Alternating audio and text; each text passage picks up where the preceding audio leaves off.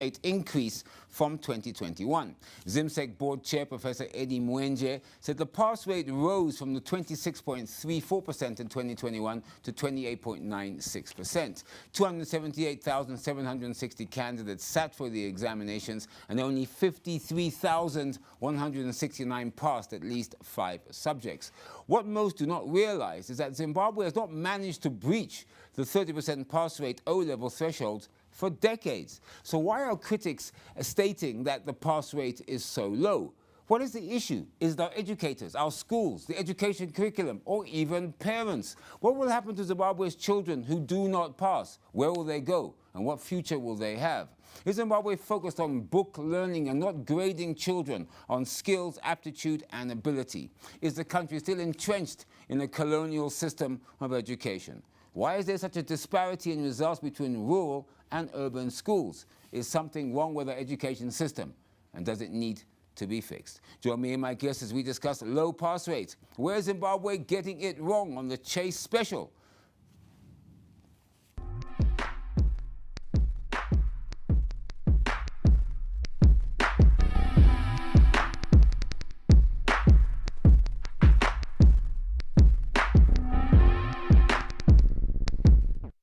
Welcome back to the Chase Special, Zimbabwe's premier current affairs program. Live on ZTN Prime from ZTN Studios in Harare, Zimbabwe. To discuss low pass rate, where is Zimbabwe getting it wrong? I'm joined and welcome to the Chase, Dr. Sifiso Ndlovu. He's the Zimbabwe Teachers Association ZIMTA CEO, and Professor Caiphus Inzaba Masanga, an educationist. Gentlemen, welcome to the Chase. Thank you. Thank you. Now, to your listeners and viewers. Yes, it's a pleasure having you. Now, we had invited Taungana Indor, the Ministry of Primary and Secondary Education spokesperson, and Nikki Dlamini, ZIMSEC spokesperson, but both of them were unable to attend. Now, remember, all views expressed on the Chase are those of our guests and do not reflect the views of Zimbabwe Newspapers 1980 Limited or ZTN Prime. Now, to our viewers watching ZTN Prime, we would like to hear from you. So join our discussion via our Facebook page, ZimPapers TV Network, or via our Twitter handle at ZTN Prime. Your voice is important to us. Sifiso, I want to start with you. The 2022 ordinary level results, as I said, were released last week. A recap, 28.96% pass rate, 2.62% up from 2021. Looking at it another way, 71% of pupils did not pass. Look, I refuse to say the word fail because we should never call our children failures. I want to ask, as one of the stakeholders in the education system, are you proud of yourself? And that is a very sad state of affairs. First, I'm saddened by the fact that as educators, we are conscripted to apply a redundant system, a system that does not recognize the aptitudes and competencies of learners.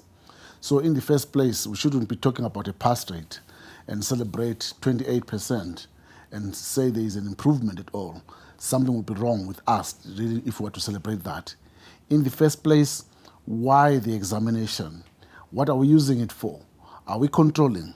Are we managing? Are we there for bottlenecking children? What is the purpose of that examination? At any rate, we have been recommending that the examination should be the last thing that we should determine the future of our learners. I'm going to get to there. I think I just wanted your comment on the actual pathway, but don't worry, Sifiso, we're going to get to some of the ways forward and some of the issues you had. Prof, I know I'm going to get into your commission's 1990 report later on in the program, but I just wanted your initial view as an educationist and obviously a well-known educationist and many, many years of experience in the field about that 28.96% pass rate. Well, thank you very much, Mr. Hodges, for that question. The really issue with the 29% is that we are a failure ourselves because we are putting the lives of the students whom we are quoting, quote unquote, failing in a bad situation internationally as well as nationally, and not to mention in their families. As Dr. Ndlovu said a short while ago, honestly, we do not need examinations at Form 4. Yeah, because I'm going to expand on this because it's a very interesting concept. Yeah, it's just that 29%, with someone smiling at it as if we've succeeded from 24 to 29%. I think it's ridiculous. We should be feeling sorry. I don't think that even 50% is something we should be proud of. Because those pupils in Form 4 have learnt much more than what is indicated by 24%. Yeah. I'm with you. They are leading a life which is much more worthy of 24%. But we do not have that indicated by the results. Sifiso, I want to come in. We are going to explore more of this issue later on. Sifiso, I want to be blunt with you. And critics have said this. Do teachers have any role to play in the low pass rate? Once again, Andy, I still want to run away from the term low pass rate, but at the same time, let me not put the souls of the teachers on a slaughter plane. That is not the correct thing to say, because in education, there are significant others. And some of those people are strong stakeholders who must contribute to the success of our education system, educators included. So definitely our educators, in as far as this, they are only guilty in implementing a curriculum that is irresponsible in bringing out the learners' capacities.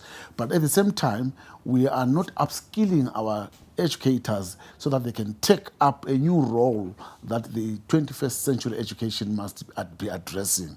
This is the dilemma that our system is doing. Oh, but I put this to you though. I mean, I looked at the numbers. There's a huge discrepancy between rural pass rates and urban pass rates. And I mean, surely we believe and we assume, of course, that it doesn't matter where you are in Zimbabwe, you should get the same standard and level of education, irrespective if you're in the middle of Cholocho or you're right down here in central Harare. So, I mean, why is this? Why are rural schools lagging behind? Because can that be associated, can that be pinned down on teachers, I mean, to a certain degree? Yes, in a content-driven examination system, we are bound to be talking about examining children for recalling facts and coming up with the knowledge that is already packaged, and then we expect them to perform.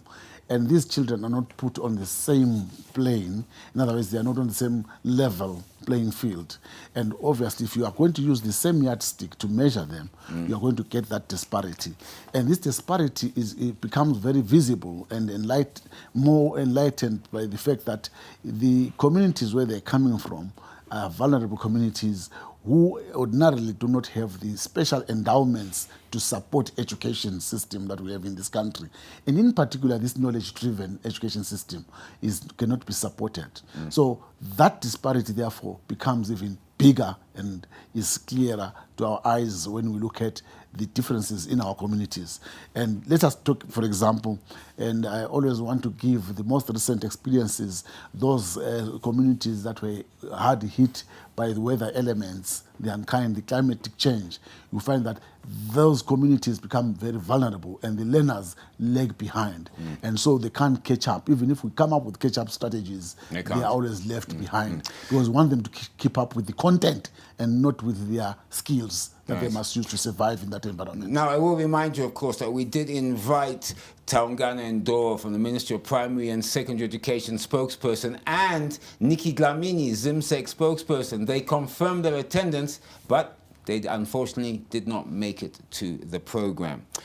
Prof, you led the Presidential Commission of Inquiry into Education and Training. Your report was issued in 1999, but didn't really begin to get implemented until 2014, almost 15 years later. And even then, critics say in a very piecemeal, bit-by-bit sort of way. Now, let's look at some of the recommendations your commission put forward. 9-year compulsory basic education, junior school cycle for all pupils, in order to cultivate habits, attitude, interests, skills, and entrepreneurial opportunities. The commission also recommended an outcome-based curriculum, which is broad-based in terms of subject offering and also focuses on learning areas and employment-related skills.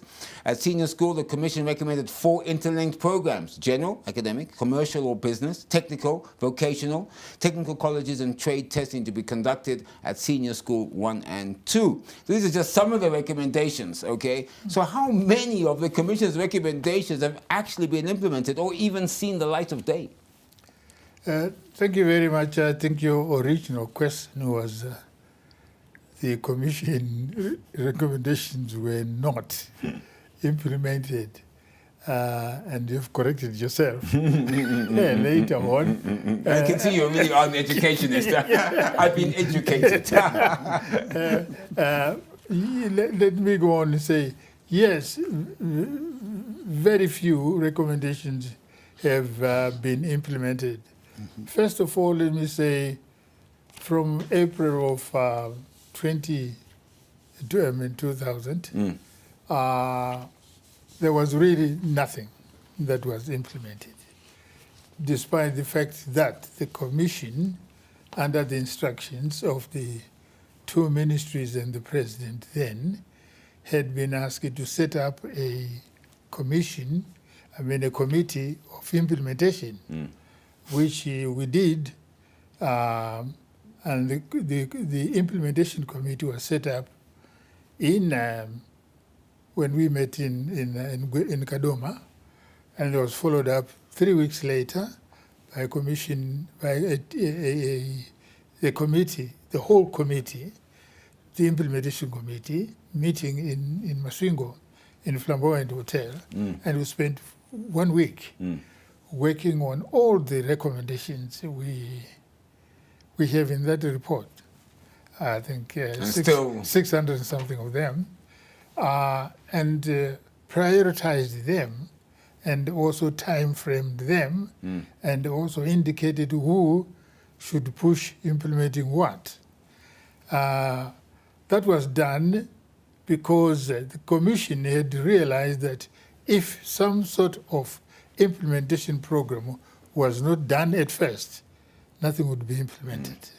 But I want you to understand that that was done, and the then government was very pleased with the organization. But if I may say, nothing was implemented, if I can say that. Yes, and nothing was not implemented, you can say that, at that stage. Then shortly after, a new minister came in, and may I say, well, his team dilly-dallied. I think I'm using it just a professional language, and they didn't get much done. But the acting minister who came in his place identified some things which are in the margin right now. First, it was the implementation of Zimbabwean history, which was a very good idea. Second was the education ECD, which had never been on the national curriculum, and it come from the commission. There was some debate around that. We had recommended that each ECD should be built closer to a school, so that children can go either with the brother or sister and so forth, and that the school can come and supervise them and to make sure that quality education was going on. It turned out that it was not possible for some of them. It was done, implemented, to be honest with you, and in urban areas it was picked very fast because there are business people interested in that area. In the rural areas, the government found it very difficult, but nonetheless they implemented, set up ECD centers in the, what do we call now, growth points. They had them here and there, but again, they were not taking every child who would come in that care. But that is very important, is that the principle itself of having ECD was put in What other sort of, if you can pick a few, just a couple of the major, if I can say, structural fundamental changes that the committee recommended? That's one. That's number two. That's the number two. The next one was the philosophical implication. Ubuntu was definitely put in school, and we are very pleased with that. And also the idea that teachers should be prepared in service, let me use that word rather than prepared, in service to implement the program as it goes on, especially ECD. And the two colleges were identified to do just that kind of training. Okay. So there was some exciting. There were some things that were happening. that was happening there. Yeah. After that, although, Prof, I would say the implementation was pretty hesitant. yes, And when you look at an expansive education system and you are identifying two colleges that can bring about 150 teachers for a nation that needs almost 100,000 teachers, obviously that is Becomes an issue. probably a cosmetic.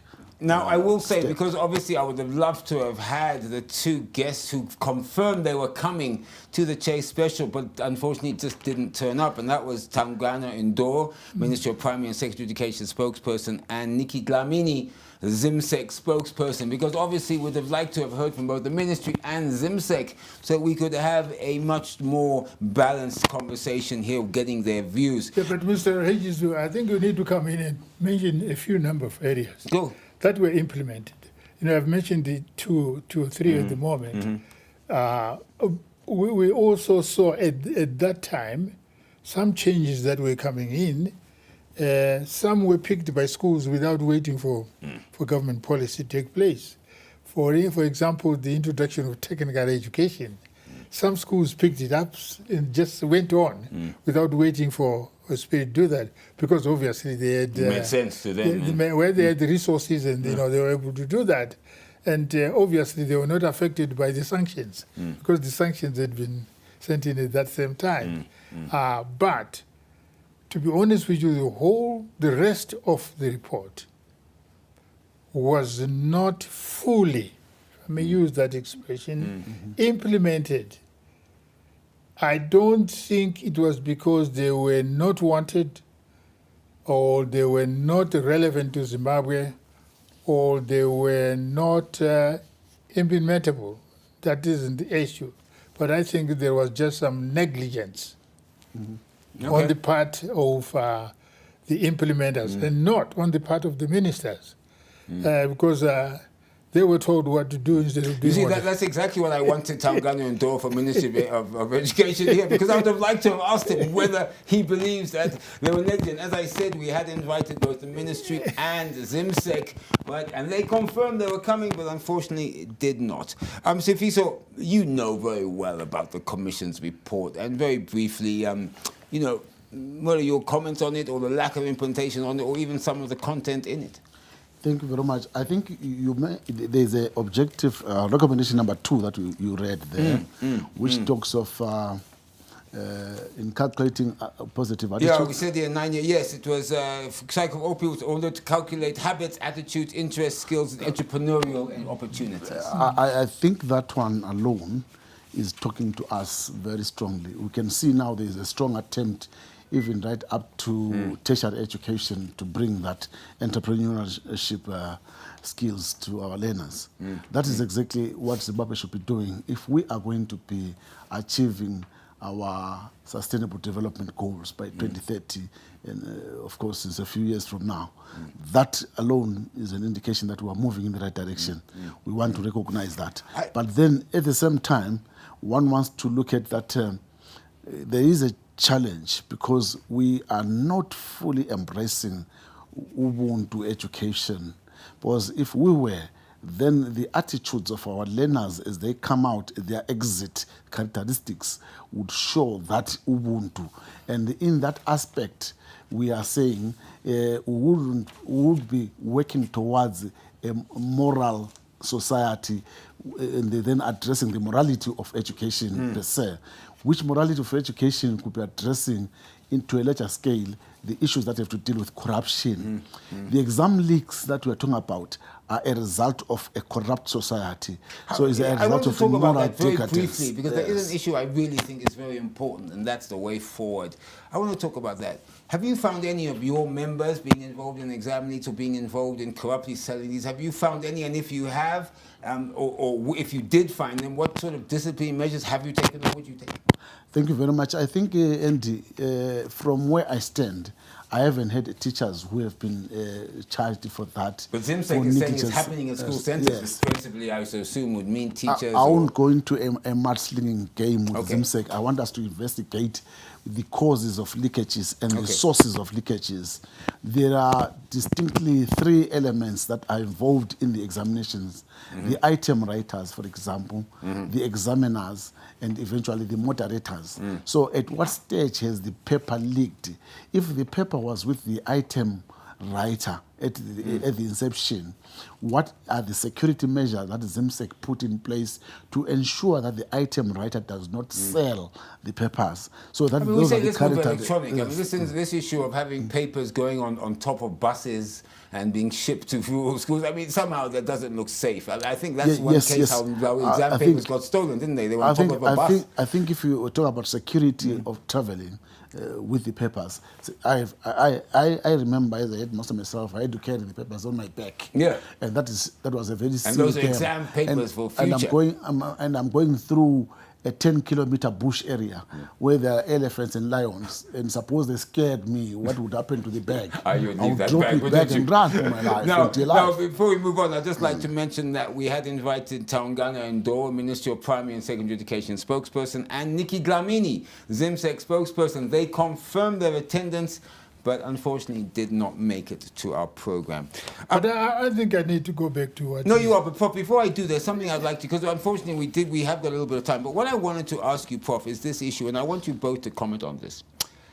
It seems that when I've been talking to some commentators and educationists like yourselves, and Sifiso, you're on record as saying that we still appear to have a colonial type system of education in Zimbabwe, in that we're focusing on children learning from books, their future decided in 2-hour examinations, and that the way we grade and judge our children must be changed. And we must make it better, because the fact is this: some children cannot do exams. It's a fact. Some people panic when they do exams. Some people forget everything when they walk into exam room because they're nervous. But over the course of that last 5 years, they've done very well. They've passed all of their tests. They've done all their homework. They've been analyzed as being at top of their grade. Come a 2-hour exam, they fail, and suddenly it's a big problem. So, Prof, maybe let me start with you and come to you. So, this issue of colonial, I think it was in your report about trying to change the way that education was done.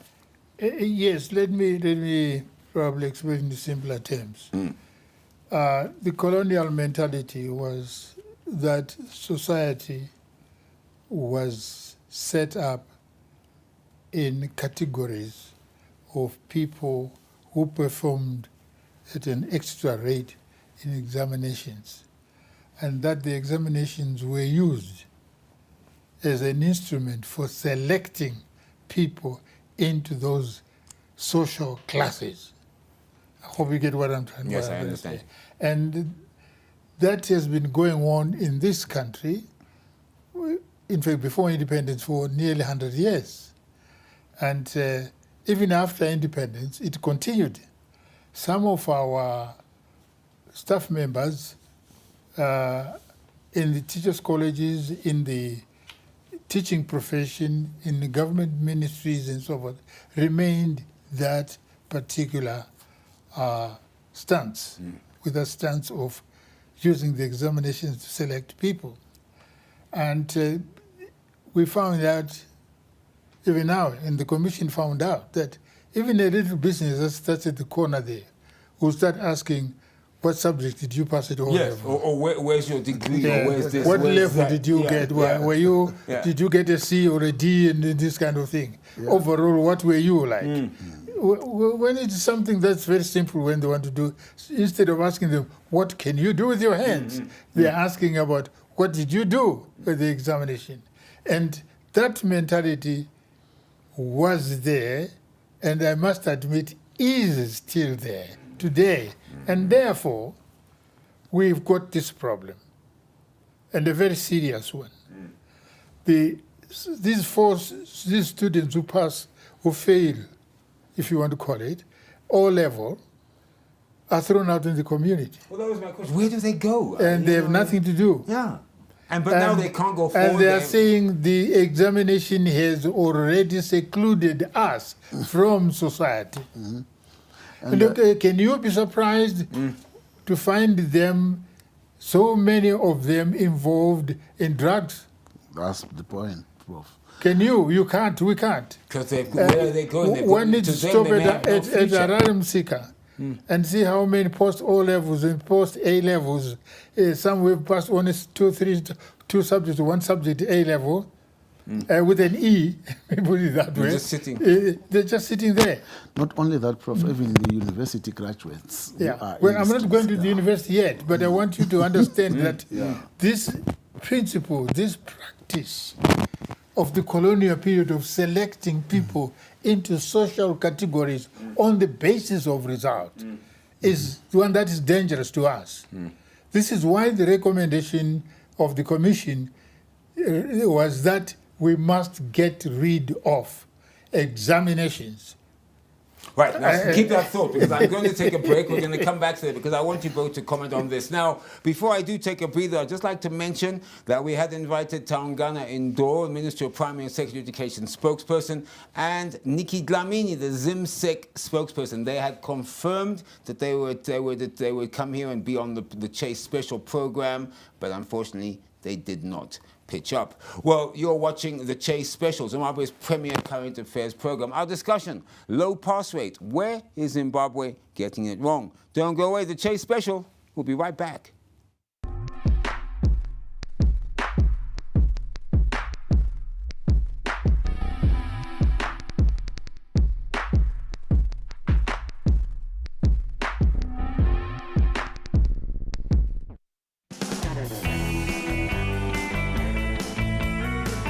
We're gonna have you at the edge of your couch, so get ready for some intense drama. Pavakatsvakasvika payakati zvauri musoro wemunhu. Musoro wakanga wakavhiyiwa usina kana skin, rurimi pasina. Feel the adrenaline rush with some top-notch action.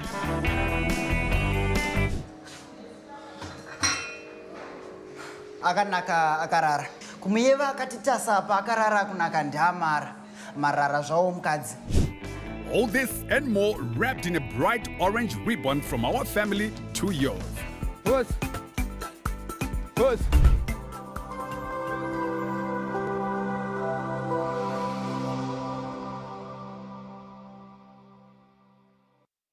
Wake up, sit up, and get ready to feel the rush of everyday break on Morning Rush. 6 a.m. weekdays on ZTN Prime. Get the latest news, what's trending on the streets and on social media. Quick explore of some sporting buzz, weather report, traffic updates, and of course, a hot cup of entertainment and some fun. Now, that's how you start your day. Each day, every day, with The Rush, only on Morning Rush.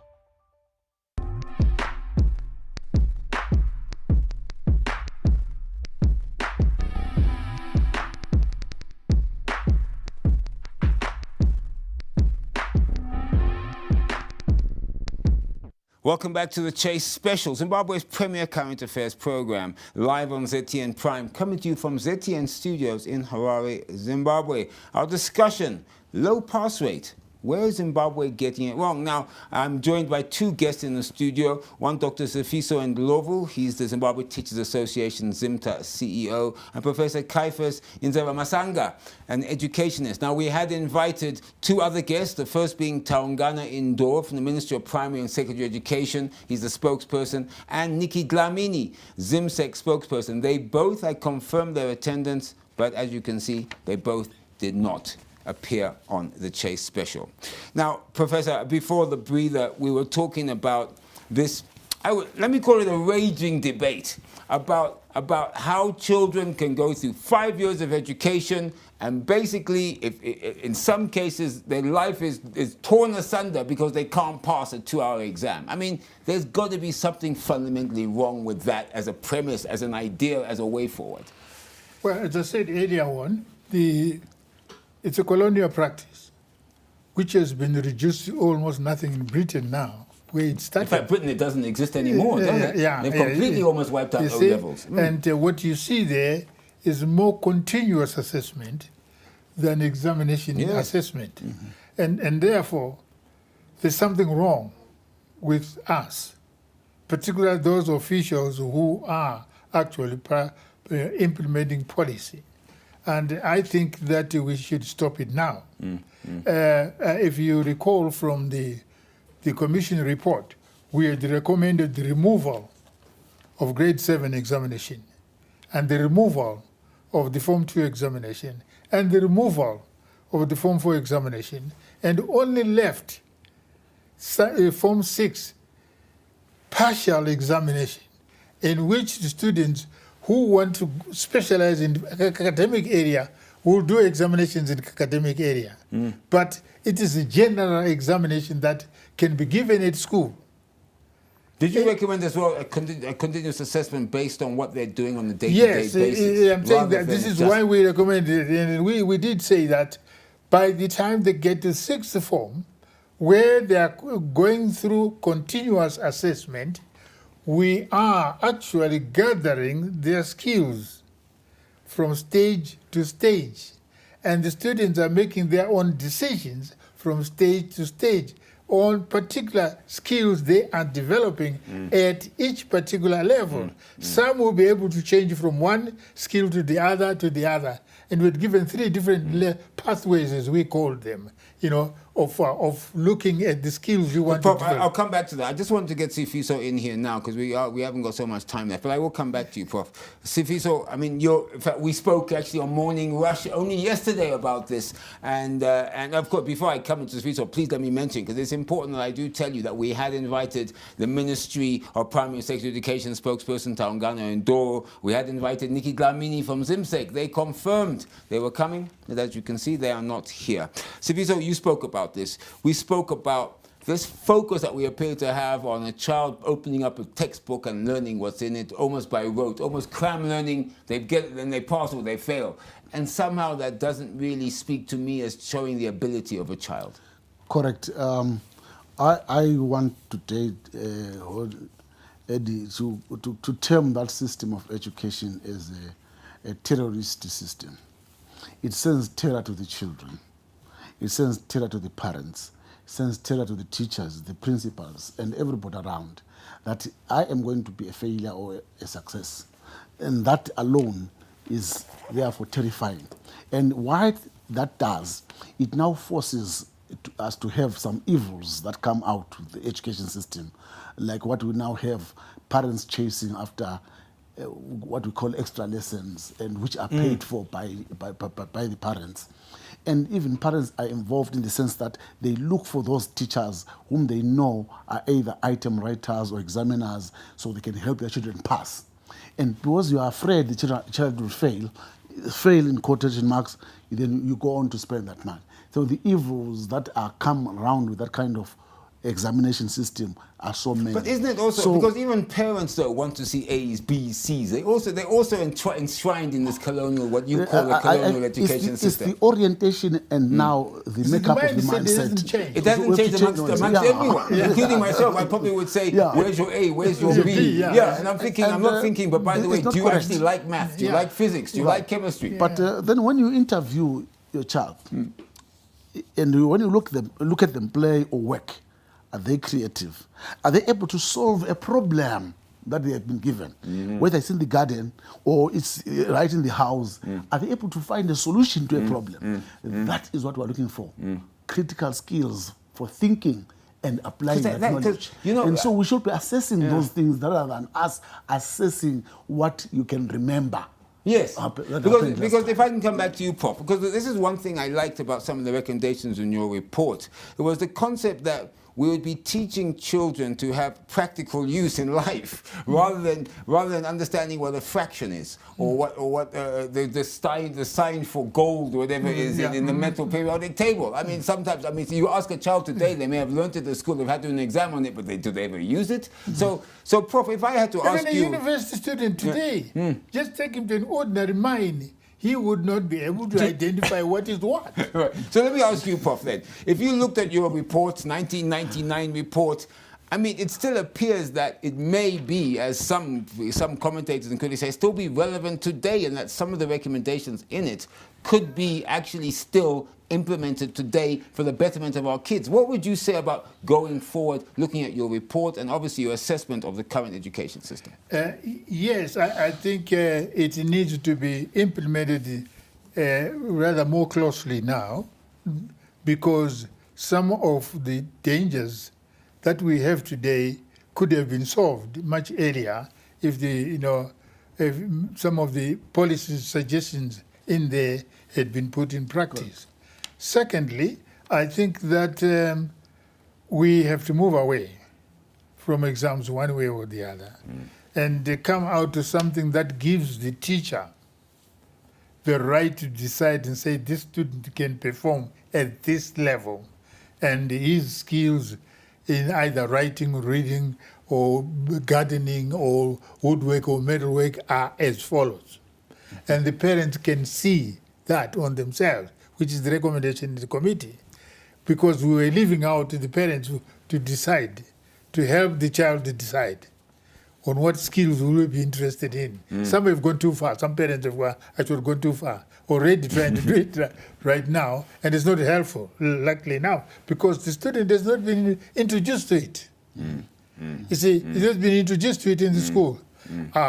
You get a student today who would say, where is your home economics? Where is your metalwork? Where is your woodwork? Where is your skills? What can you do? What can you do in the lab? Those kinds of things. And the student will reply to you definitely and say, what's there for me? Yeah, I get you. Right, so I have to wrap up. I have to wrap up, unfortunately. But so if you saw 28.96%, I mean, we said, even I said 50% maybe. Prof said it's even too low.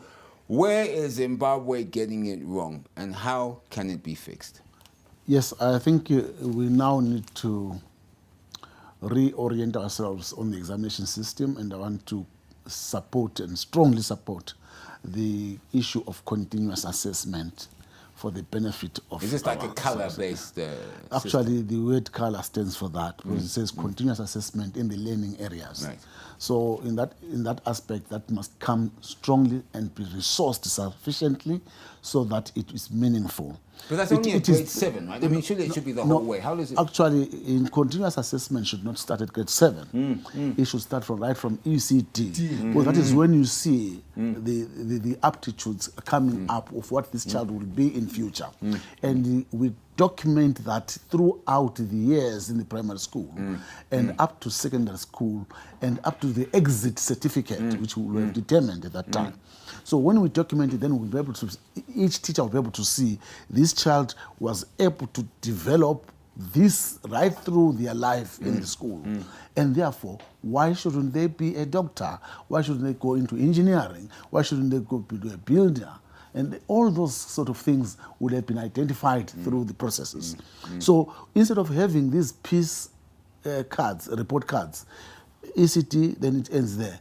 It goes right through up to university. Because some countries have attempted to do that. Because one thing we did speak about, and I bring it up again because it is a concern of mine, it's the 71% who didn't pass that worries me.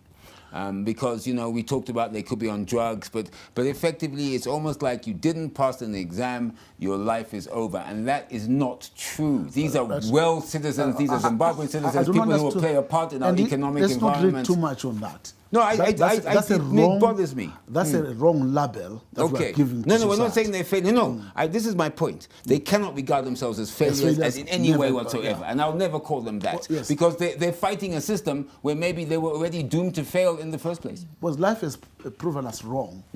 Those children that we thought were backward at school, some of them today have Billionaires. Billionaires, and they're very highly successful. You see where the whole argument is. This is very wrong. Examination is not the best measure for one's ability to think, to structure things, to split them around, and to bring them back, and to come out with an answer.